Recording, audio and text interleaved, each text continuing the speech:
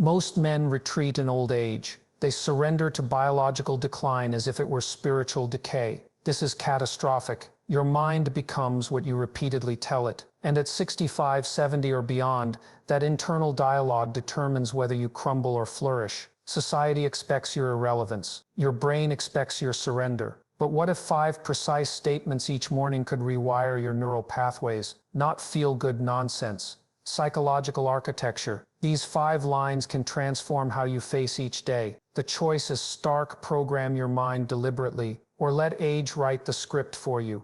You've been fed a lie about aging. The golden years they promised, that's just marketing to keep you docile while your life force drains away. They want you comfortable, sedated by daytime television, and reminiscing about the past while the present moment slips through your fingers. But there's another path, and it begins with what you say to yourself when you first open your eyes. The first powerful line you must speak every morning is, "I am not what happened to me, I am what I choose to become." I once counseled a man, let's call him Robert, who at 72 had lost his wife of 40 years. His children lived across the country. His body ached, and every morning he woke up thinking, what's the point? He had defined himself by his losses, by what was taken from him. His identity had become a collection of absences. This is the trap of the aging mind. You start to see yourself as the sum of what you've lost: health, relevance, loved ones, purpose, and your nervous system responds accordingly. Your posture slumps, your voice weakens, your gaze drops to the ground instead of meeting the horizon. What's happening psychologically is profound. Carl Jung understood this. The stories we tell ourselves create neural pathways that become increasingly difficult to redirect. When you wake up focusing on what's been taken from you, you're actually reinforcing victim patterns in your brain that will dominate your day. This is why the first morning declaration matters so deeply. I am not what happened to me, I am what I choose to become. This isn't positive thinking, it's neurological restructuring. It's drawing a line between your circumstances and your identity, between your history and your potential. Robert began saying this line every morning. At first it felt hollow, empty words, but he persisted. He would place his feet on the floor, straighten his back, and declare it with increasing conviction. After 3 weeks, something shifted. He found himself making different choices throughout the day. He joined a community garden though he'd never gardened before. He started calling his grandchildren weekly instead of waiting for them to remember him. When pain flared in his hip, instead of cursing his aging body, he would say, "This discomfort is not who I am." My response to it is, the transformation wasn't instant, but it was undeniable. By separating his identity from his circumstances, he created space for new possibilities to emerge. This is the power of choosing your identity rather than accepting the one foisted upon you by age or circumstance.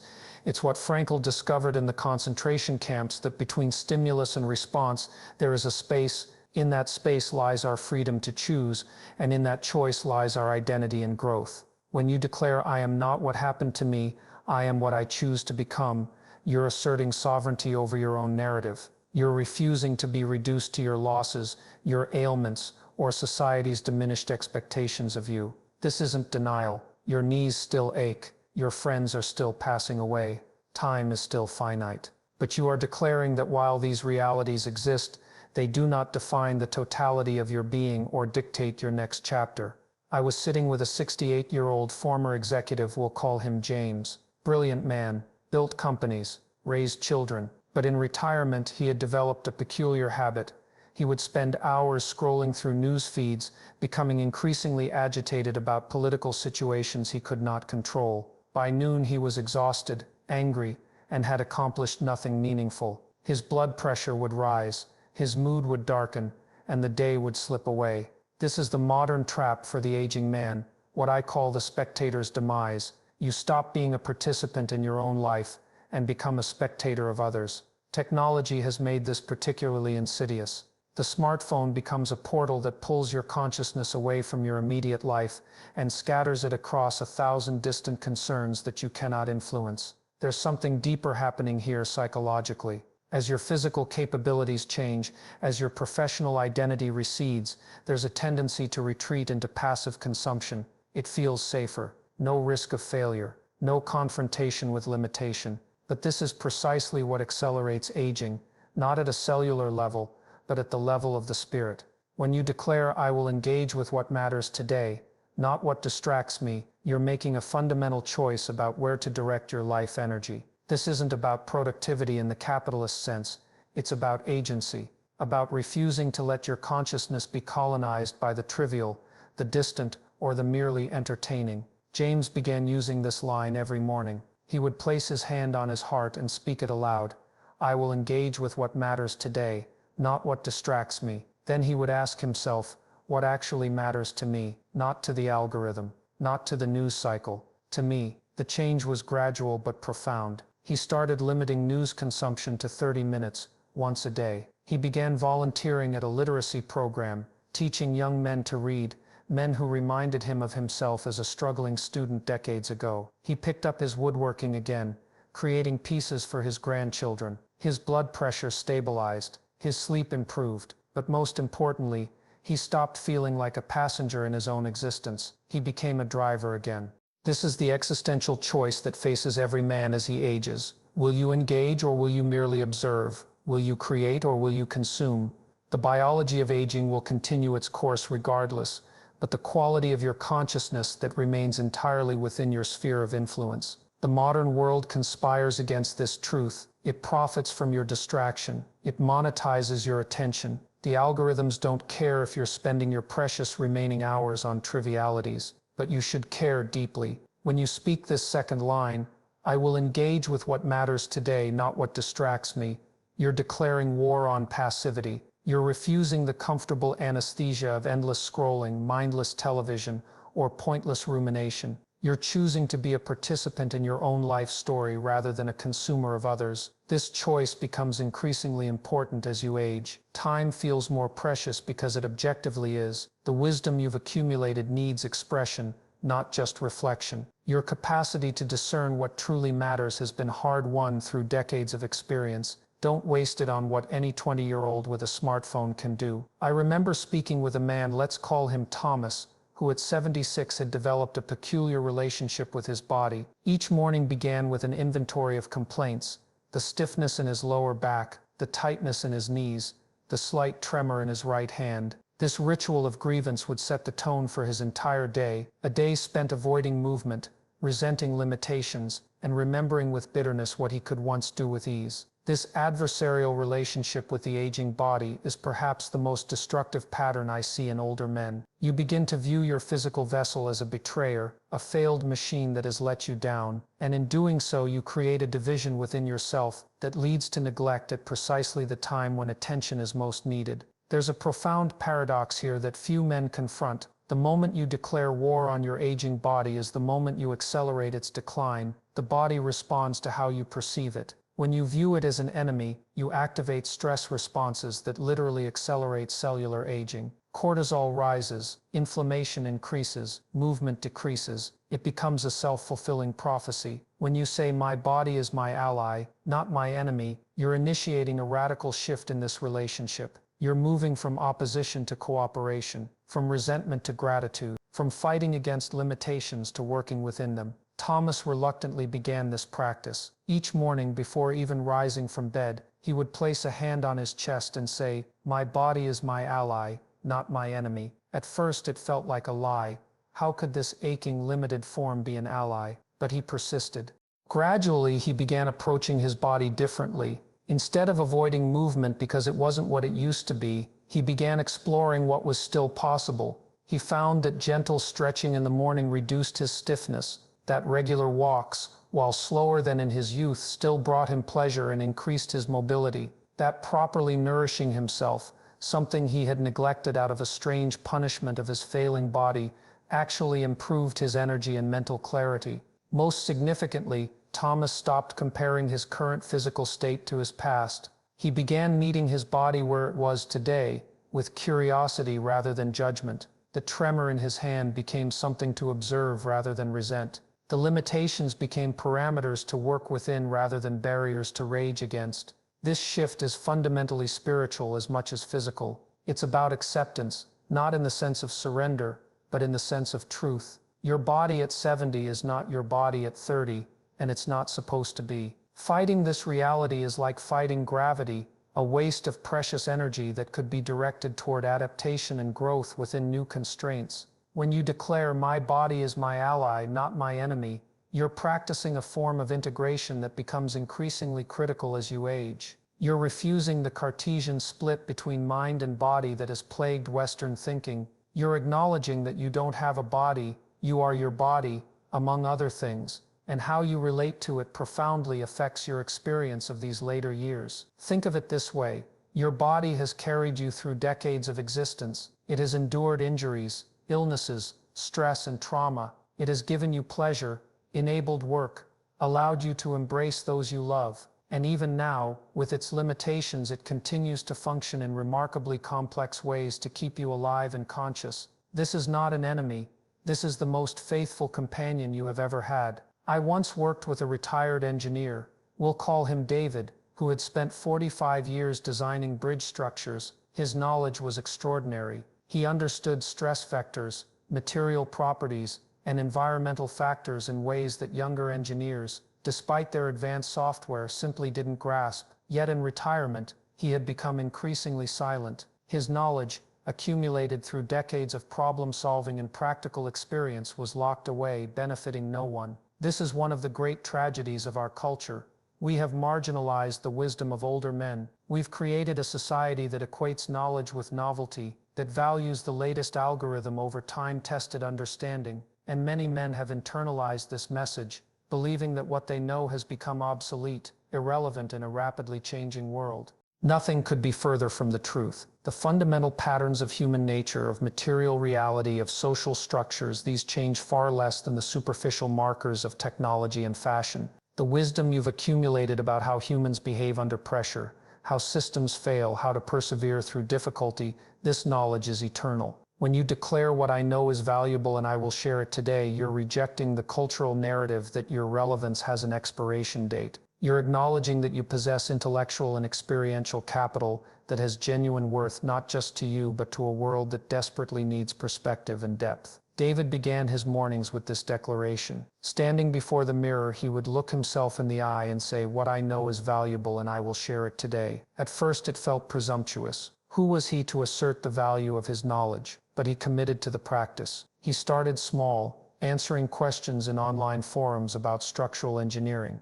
Then he volunteered at a local community college, mentoring students. Eventually, he began writing down key principles he'd learned, creating a knowledge base for younger engineers. None of this was particularly glamorous or financially rewarding. But something remarkable happened. His mental sharpness increased. His sense of purpose returned. His depression lifted. This is because humans are fundamentally meaning-making creatures. We need to feel that our existence serves something beyond mere survival. For too many men, retirement becomes an existential crisis precisely because they've lost this sense of contribution. They've confused their economic value with their human value. When you speak the words, "What I know is valuable and I will share it today," you're recognizing that your worth was never primarily in your earning capacity or professional status. It was in your accumulated wisdom, your understanding of how the world works, your hard-won insights into human nature, your practical knowledge about solving problems and navigating difficulty. Think about what you know that the younger generation doesn't.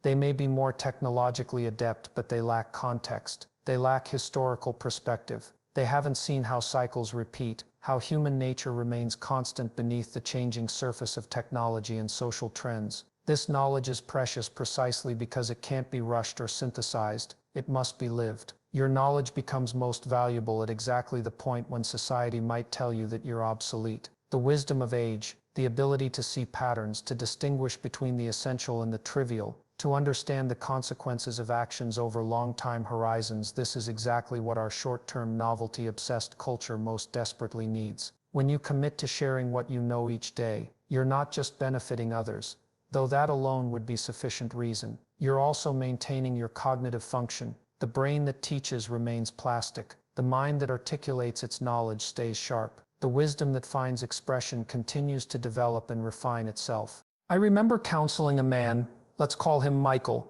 who at 70 had developed what he called the worry habit. Each morning he would wake with a sense of dread, his mind immediately cataloging potential disasters. What if I fall today? What if that pain in my side is something serious? What if I'm becoming a burden to my family? This anticipatory anxiety was stealing his present moment and paralyzing him from taking any meaningful action. This pattern is distressingly common as men age, a lifetime of being the protector, the provider, the problem solver. It creates a heightened vigilance toward threat. And as physical vulnerabilities increase and social supports sometimes diminish, this vigilance can transform into chronic anxiety. Your world begins to shrink as you avoid anything that triggers uncertainty. But here's the brutal psychological truth. The more you organize your life around avoiding discomfort, the more life itself becomes uncomfortable. The more you let fear make your decisions, the smaller your existence becomes, until you're living in what I call the minimum viable life, technically alive but barely living. When you declare, "I will face today with courage, not with fear," you're making a foundational choice about your orientation toward existence itself. You're acknowledging that fear is present as it is for all conscious beings, but refusing to grant it decision-making authority over your life. Michael began incorporating this statement into his morning ritual. Before rising from bed, he would take 3 deep breaths and say firmly, "I will face today with courage, not with fear." At first, it felt like empty words against the physical sensations of anxiety that had become so familiar. But he persisted. He started small, identifying one fear-based avoidance each day and deliberately challenging it. The fear of falling had kept him from his daily walk. He began walking again, first with a cane for confidence, then eventually without it. The fear of being a burden had kept him from asking for help when needed. He practiced making simple, clear requests of his family. The fear of physical decline had kept him from getting regular checkups. He scheduled them and faced the results with clear-eyed acceptance rather than catastrophizing. Gradually, something shifted. He wasn't becoming less aware of risks. In fact, his assessment of real dangers versus imagined ones became more accurate. But his relationship to those risks transformed. He moved from reactivity to response, from avoidance to engagement, from passive surrender to active choice. This is the essence of courage in the later years, not the absence of fear, but the refusal to let fear be the author of your story. It's recognizing that safety, carried to its extreme, becomes its own kind of danger. The danger of a life unlived, of potential unrealized, of time wasted in worry about time running out. When you speak the words, "I will face today with courage, not with fear," you're reconnecting with the deeper masculine energy that has always been your birthright, the capacity to move toward challenge rather than away from it, to engage with life on its terms, which always include uncertainty and loss. This isn't about recklessness. It's not about denying legitimate limitations or prudent caution. It's about proportion, refusing to let the natural concerns of aging expand until they occupy your entire field of vision and dictate all your choices.